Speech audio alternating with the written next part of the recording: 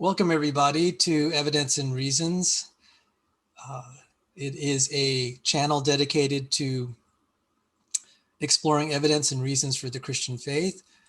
I had the privilege of being joined here by Dr. Chris. He's a longtime friend. Dr. Chris is a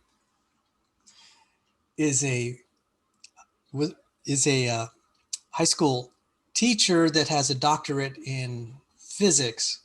So I need to point something out to the audience. I'm going to be doing a lot more recorded videos because it's just easier to do things through recording rather than live. It's a lot of workload on me to be able to get all the technical things together. So that's just a little information for the audience. Thank you all to the listeners who joined us today. So Dr. Chris, tell us a little bit about who you are. I understand you're a high school teacher and you taught physics. And before that, did you work in industry? And then I'll ask you a little bit later about your Christian faith. Okay, so before I started teaching high school, I worked for several years. Well, I basically was getting my Ph.D. and it was you do research work in the process of doing that. I was an experimental physicist, and the project I was on was a nuclear physics project, and but we also worked in particle physics, and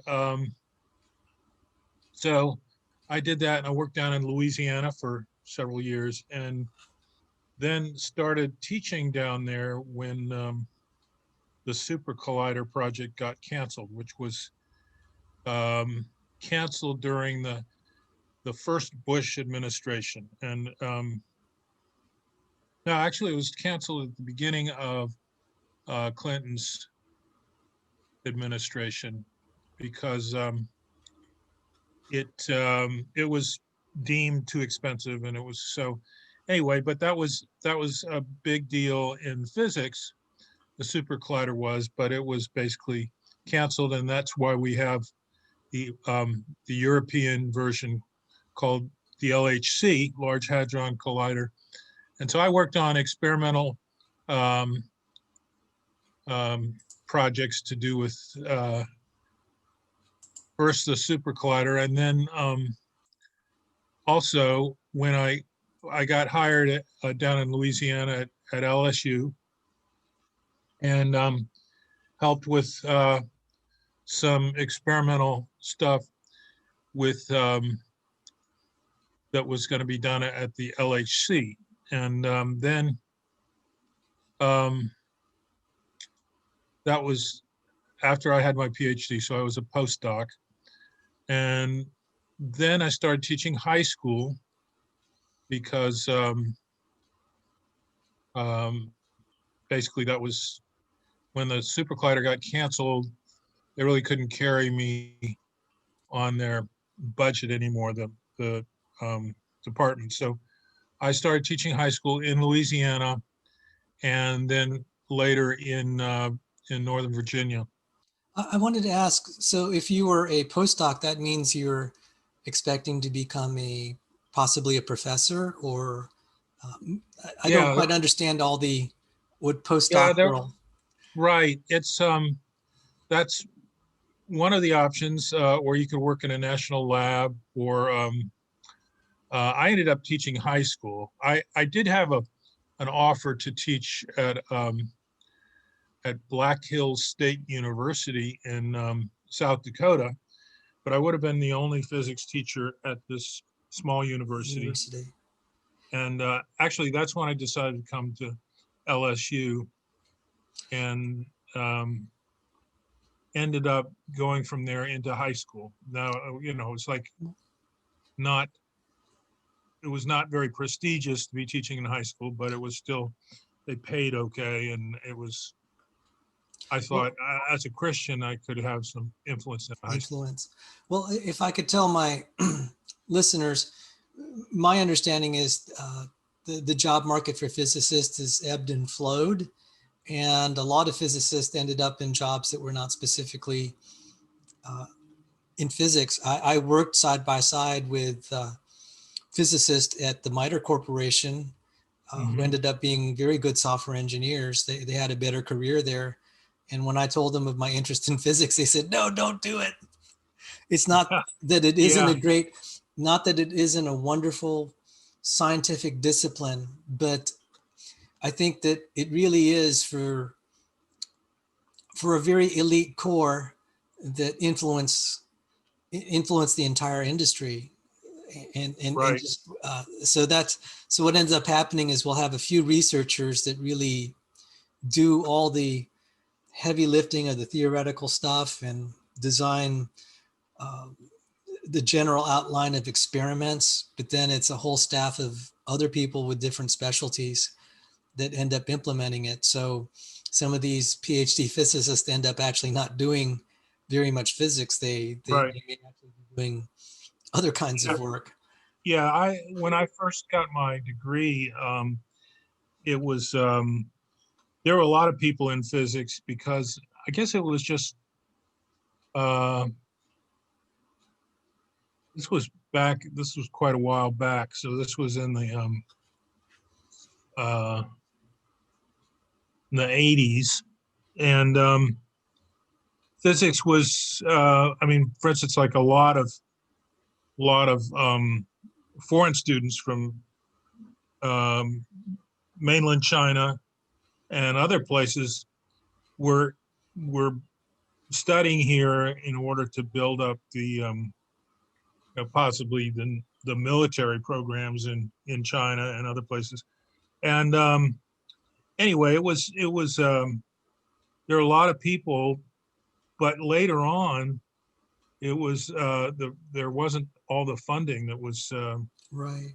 needed, so there was quite a few. There's quite a bit less demand for physicists. Now, if we can move on, you mentioned that even though that's really compelling, I need to kind of interrupt you every now and then for the sake of Yeah, our listeners. I hope you right. don't mind. I hate being rude No, I like don't mind. that. If we're in personal conversation, you know that I could, especially since some of my graduate studies were in physics, we could talk about this for hours. Right. So, in in the interest of our listeners who are not in physics disciplines, uh, one thing that is you mentioned is you talked about being an influence with your Christian faith, being in high school. Could you, whatever you feel led to share about your how you became a Christian, and I think that might be very also meaningful to any of our listeners who are in a scientific discipline or as a student or as a professional or as someone aspiring. Okay. So I was already a Christian when I started my PhD program, um, and that had been since the 70s, actually, like the early 70s. Um, uh, I'd been interested in science since I was, you know, a young teenager. I went to this summer science program at Kansas University of Kansas, and it was I really liked it. It was talked about things like elementary particles and relativity and all the stuff that I thought was really neat. And then I hadn't taken high school physics at that point, and so I was disappointed in the actual high school physics, which I took a year later because it didn't seem as uh, as you know interesting and wild as what I'd been studying at this high Oh, school thing. Dr. Chris, I'm sorry to interrupt you. Your mic got your voice got a little softer. Did you move away from the mic or? Um, I can move closer Yeah, and talk a little. that sounds better. Thank talk a you. little louder. Yeah. So you were a Christian when you were a doctoral candidate. Did you become a Right. Christian as an undergraduate or in high school? Um, it was, let's see, it was like in the, around the 70, it was not in high school. It was after high school. And I became a Christian. Um, well, I actually dropped out of college and then became a Christian, then went back to college. So and then got into graduate school in physics. And um, so the I'm not sure what my motivation was to become a physicist. It was not like to serve the Lord really, but um, it was I just thought physics was really neat and it was fundamental. So I thought um, it was worth studying just for that reason. And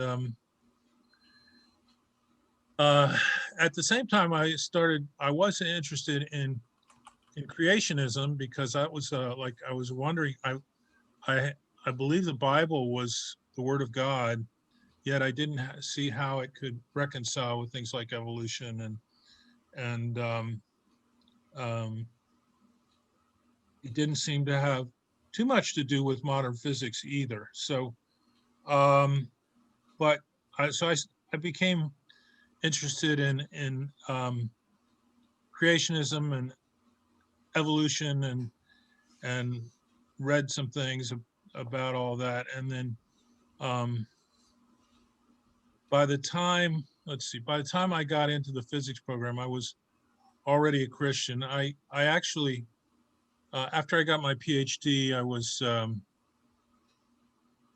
um, I applied for a job at a Christian college in California, and my impression was that they liked me, except they didn't like the creationism. So the Were you a uh, creationist by the time you got your PhD or shortly after? yes, yeah, no, I didn't. I wasn't very vocal about it, but Oh, you were yeah, a creationist after during your PhD program before you graduated. yes, yeah. Wow. Well, at least I didn't believe in evolution. I was kind of unsure about what exactly had happened, but I was open. The way I put it on the application to this college was that I was not ready to just totally throw out things like a young Earth, um, because the Bible seemed to indicate that, and the only alternative evolution I didn't feel like could possibly work. So anyway, from what So, I'd so, read, so the college, it's a Christian college. They didn't actually like your creationism. That was your well, impression. That's actually I, not unusual. I've yeah, experienced that firsthand. It's scary. right. I also one time was applying for a job in Virginia, and it wasn't.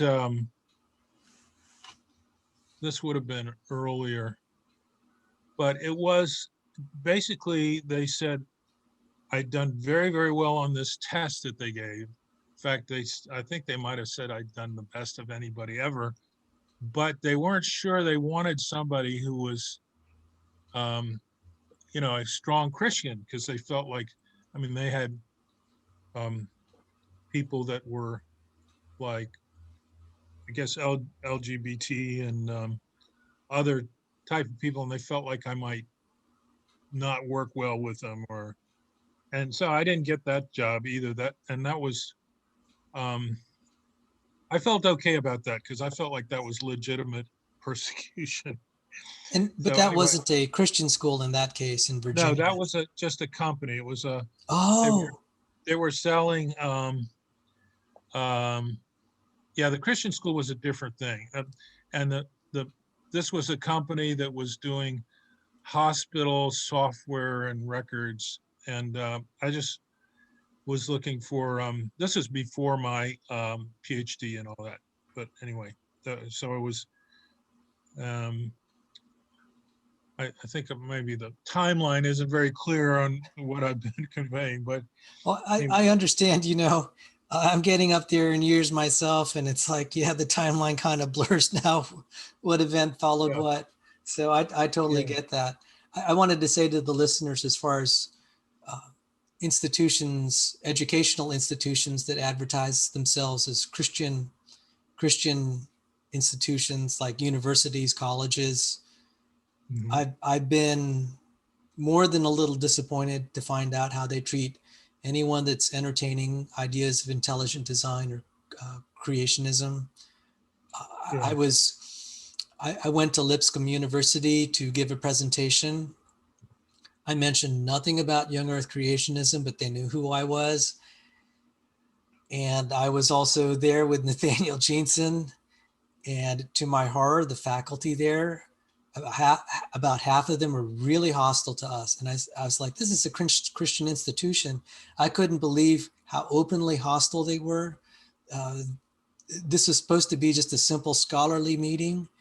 right, And I said, it's bad enough that they were uncivil, but to be uncivil in a context where this is Christian brothers getting together, it was really disappointing. yeah. I I was And going to get a scholarship at Baylor, or at least offered. I don't know that I would have accepted, but at least I was trying to apply. And it was through Robert Marx's, under Robert Marx being the head of um, uh, the laboratory I was going to work in. They shut down his laboratory because he was intelligent design friendly. And I'm right, like, okay, so Baylor, supposed to be a reputable Christian college, and then Lipscomb, and then other universities in that system. It's been more than a little disappointing. right. And there have been books written about, well, like Ken Ham has some books researching Christian universities and stuff. I got somebody just rang my doorbell.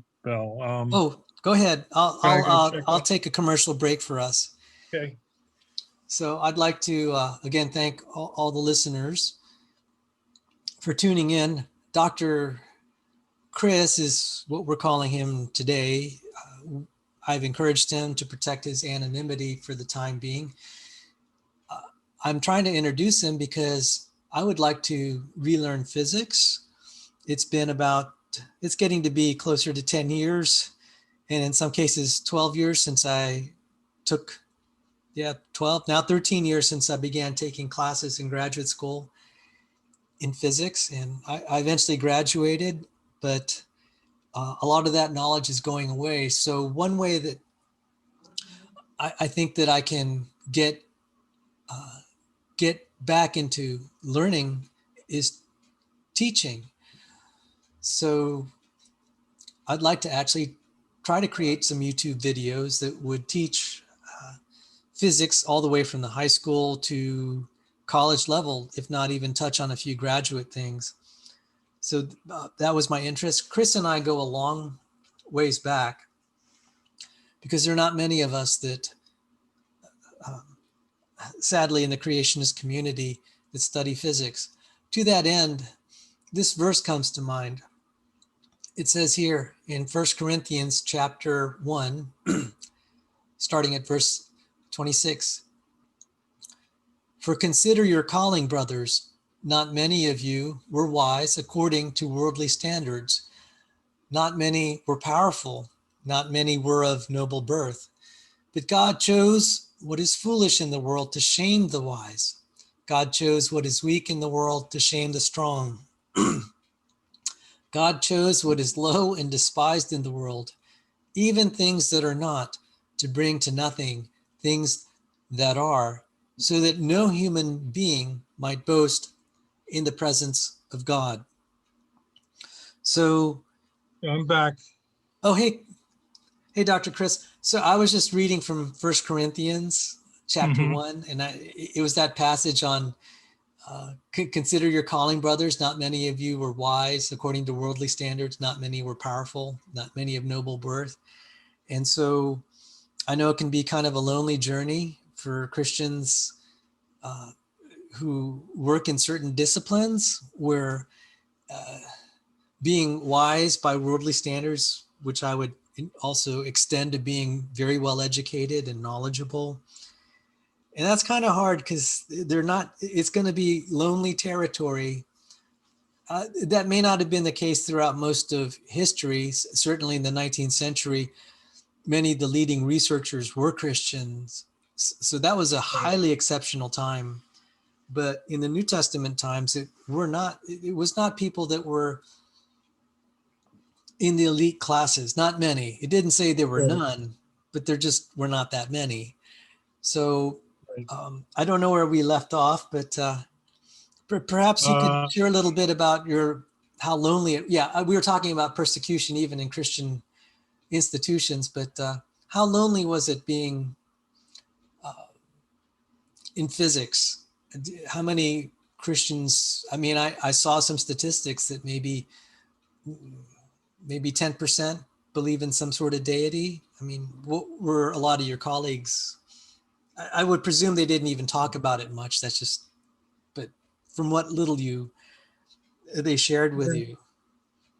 well, um, as a teacher, I was pretty much on my own anyway. A teacher, sort of the ruler of their classroom, and so unless you have an administrator that's micromanaging, so that didn't particularly come up. I mean, there were always friendly other teachers that didn't, maybe just were, um, regarded me as a reasonable person. Didn't necessarily agree with my uh, creationism or anything. And then there are people like, particularly Catholics. They're sort of in a strange situation because, for instance, John Paul II, who I thought was great Pope, he um, he helped bring down communism, and yet he sort of, I remember hearing on the radio how he sort of endorsed evolution one day. So anyway, there were like that.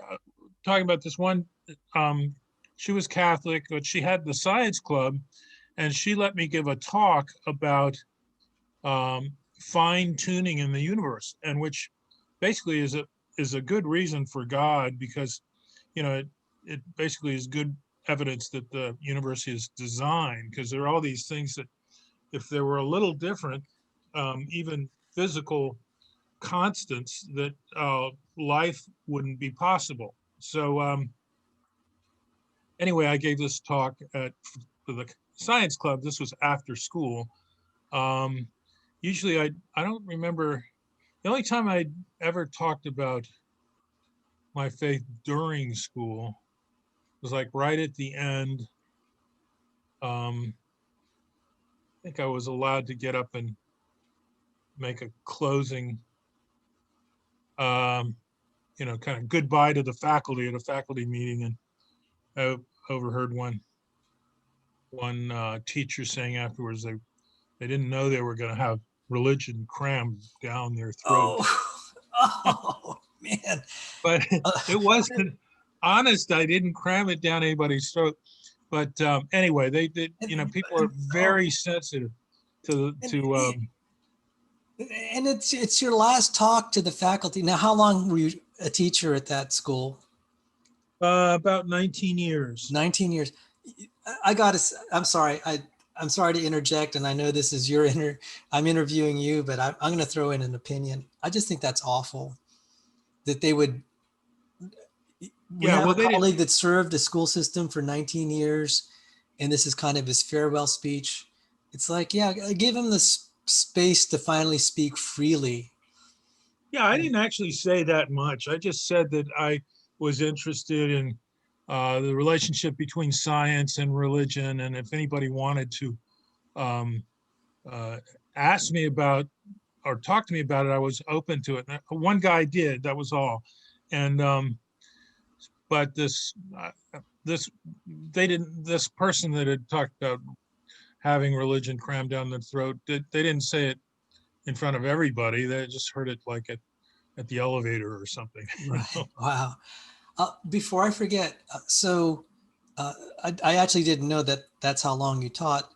And I wanted to ask, there was, so toward your last semester or toward the end, uh, I understand that you started to become a little bit more open with your students. Oh, by the way, just for our listeners, when I was going through graduate school, I never talked to other students about my faith. And now I feel a little bit sad I didn't, because I really had not a lot to lose. But if some of you know what it's like to go to class in certain disciplines, these people do not socialize. Oh my goodness. After a 3-hour lecture on, say, plasma physics, no one wanted to, no one was in the mood to talk to anyone else. They just wanted to get out of there and go home. So there Yeah. was not a lot of opportunity to mingle and talk about faith unless there were group projects.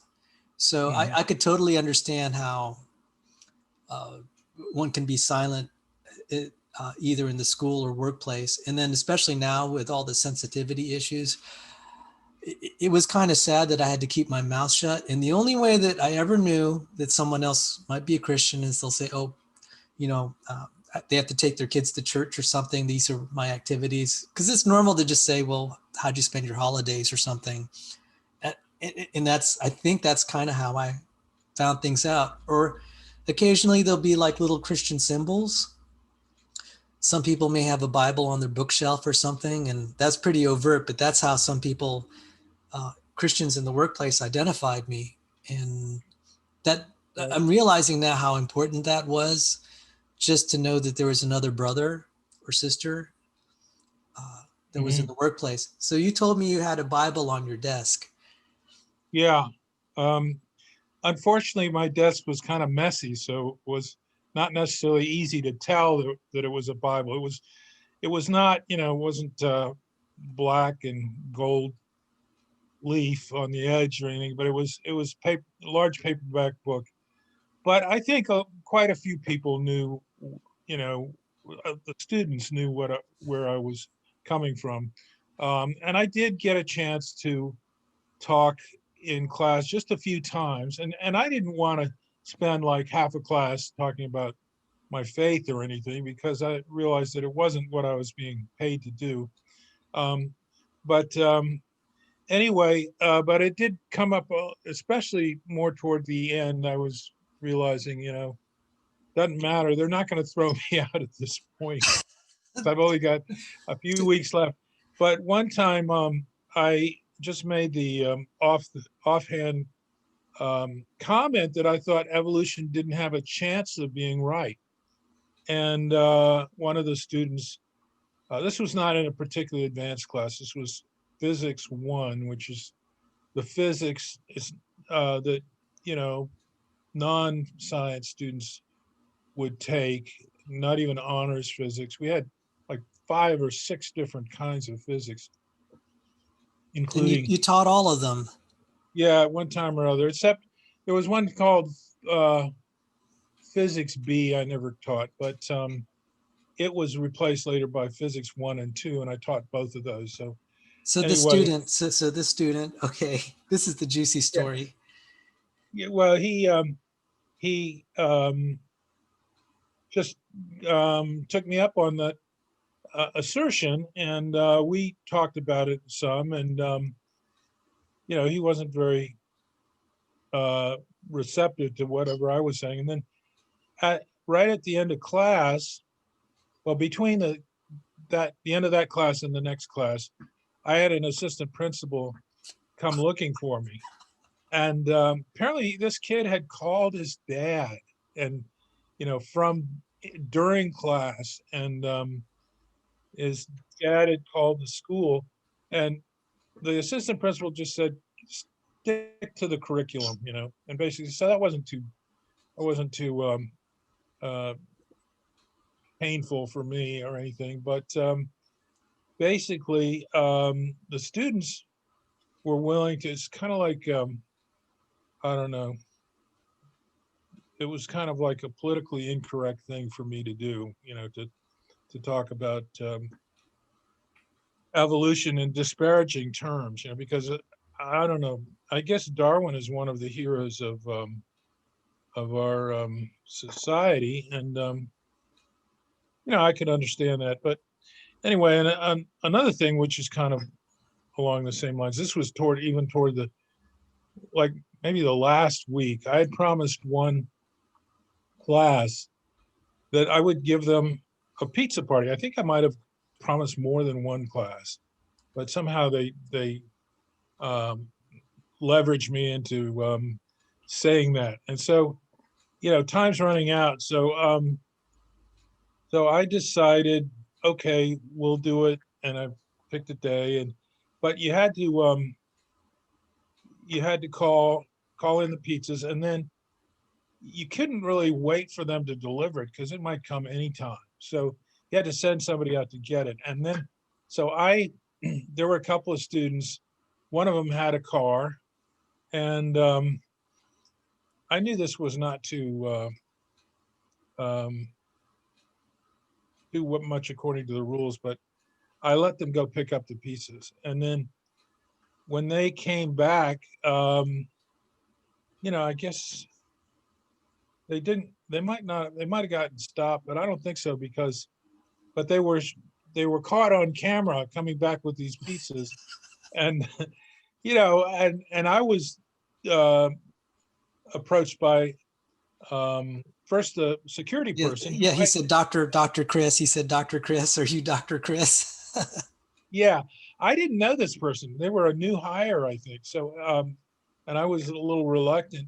Well, what they wanted to know the names of the students, and I was not willing to do that because I freely admitted that I had given them permission. So I thought that, if somebody's going to get in trouble, it ought to be me.